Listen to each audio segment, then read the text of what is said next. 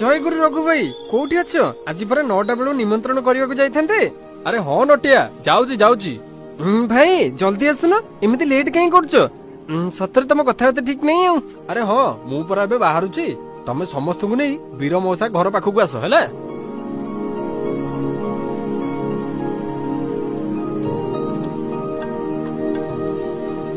जय गुरु मौसा आपण को सुधा सजना महा महोत्सव पाई हार्दिक निमंत्रण। जय गुरु पुओ ए सुधा सजना विषय ए टिके कहलु या की प्रकार उत्सव। मौसा आजिकली दुनिया रे चारिआडे अशांति और असंतोष लागि रहिछि। मनुष्यर निज भितरु मानविकता हराई बसिछि। एई महा महोत्सव हेउछि आत्मशुद्धिर एक अभियान। सज्जनता बा साधुता ही आमर प्रकृत परिचय। सेई कथा को समस्त को मने पकेबा पई एहार लक्ष्य। बहुत बढ़िया कथा कहलु जे पुओ किंतु केवल उत्सव कले कोन समाज बदली जो।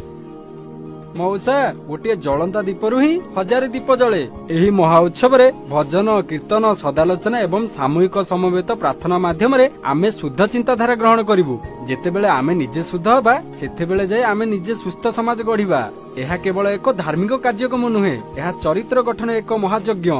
आउ श्री श्री आचार्य देव मध्य कहिसेंती एथर पड़िया बहुत बड़ हबो। एथर पड़िया फुल हबो तो।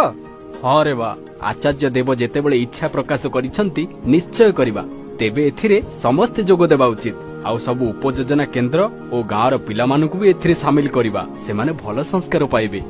आज्ञा मौथा गुलदला मानक हो थाउ पिला मानक दोथ मिथि दिब आउ दाती धर्म बन्न निर्विधताले थमतକୁ एकादी कलिया ही आमल उद्देश्य।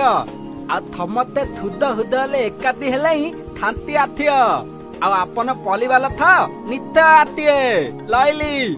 निश्चय जीवा पुओ निश्चय जीवा। एमिति पवित्र काम को ए मना करंती नहीं। भगवान तुम मानक सेवा को ए सफल करंतु। धन्यवाद मौसा। आसंतु समस्ते मिसी एही महा महोत्सव को सफल करिबा। फेब्रुआरी 8 तारिख रविवार बालीजात्रा पड़िया भुवनेश्वर। जय गुरु वंदे पुरुषोत्तम।